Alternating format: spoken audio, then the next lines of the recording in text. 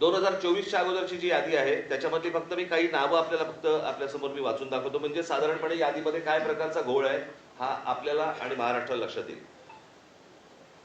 मतदारसंघ 160 कांदिवली पूर्व, नाव धनश्री कदम, वडिलांचे नाव दीपक कदम, वय वर्ष 23. आता वडिलांचे डिटेल्स. नाव दीपक रघुनाथ कदम, वडिलांचे नाव रघुनाथ कदम, वय 117. मतदारसंघ 161 चारकोप, नाव नंदिनी महेंद्र चव्हाण, वडिलांचे नाव महेंद्र चव्हाण, वय वर्ष 124. वय 124. आता वडिलांचे डिटेल्स. नाव महेंद्र कुमार श्रीनाथ चव्हाण, वडिलांचे नाव श्रीनाथ चव्हाण, वय 43. कोणी कोणाला काढले तेच कळत नाही.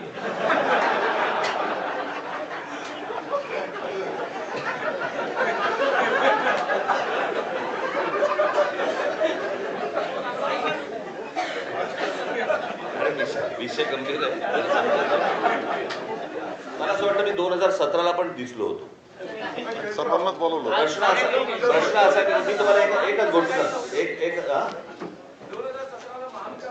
ते असेल किंवा नसेल तो विषय नाहीये. प्रश्न असा आहे की या सगळ्या याच्यामध्ये एक गोष्ट लक्षात घ्या. आता निवडणूक होणार कशी होणार हे महत्वाचं आहे.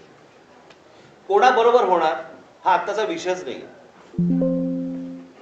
आणि ही तुमच्या जर लक्षात असेल कदाचित त्या पत्रकार परिषदेला जर समजा तुम्ही असाल तर 2017ला पण मी हेच बोलत होतो.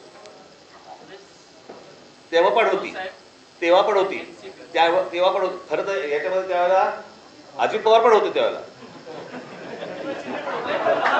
यायला पाहिजे होतं आज. आणि त्यावेळेला ते तावाने बोलत पण होते, ते सांगत पण होते त्या सगळ्या गोष्टी. असं. धन्यवाद.